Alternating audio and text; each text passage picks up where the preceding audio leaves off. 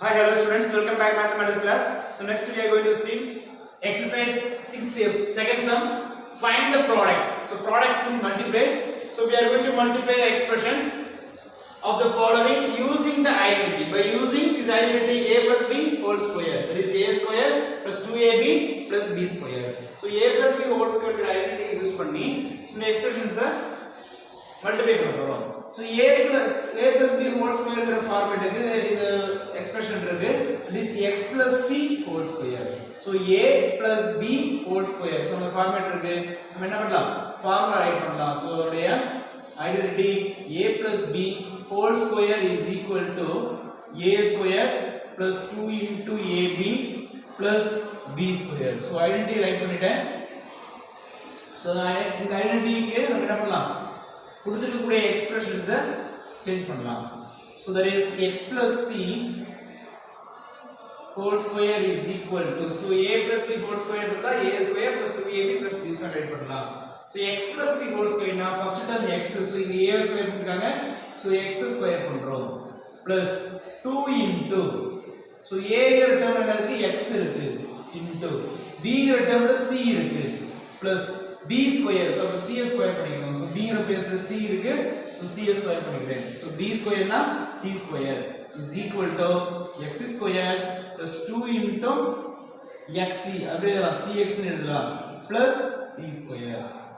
so that is x plus c whole square is equal to x square plus 2 into cx plus c square. That is answer. So second one, p plus q whole square. So இது என்ன formula இருக்குன்னா a plus b whole square ங்கிற formula இருக்கு. So we know that identity a plus b whole square is equal to a square plus 2 into ab plus b square. So இந்த identity என்ன பண்றோம்? இந்த identity use பண்ணி எக்ஸ்பிரஷனை solve பண்ண போறோம். So p plus q whole square, p plus q whole square இருந்ததுன்னா so p square plus 2 into a க்கு p இருக்கு, b க்கு நேரா q இருக்கு, 2 into pq plus b க்கு நேரா q இருக்கு, so q square, b squareன்றதுல q square right பண்ணிக்கிறோம். so that is p square plus 2 pq plus q square, that is p plus q whole square. so p plus q whole square find பண்ணிருக்கோம். that is answer.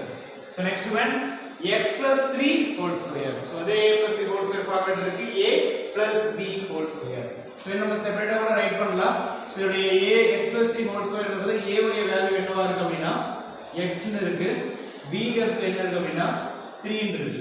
ரைட்டா? so a க்கு நேரா x இருக்கு, b க்கு நேரா 3 இருக்கு. அதை எப்படி ஃபார்முலா சைன் எழுதிக்கலாம்? a plus b whole square is equal to a square plus 2ab plus b square. this identity. so இந்த identity யூஸ் பண்ணி சால்வ் பண்ண போறோம். so x plus 3 whole square, x plus 3 whole square. so a க்கு நேரா இருக்கு x, b உடைய value 3 இருக்கு.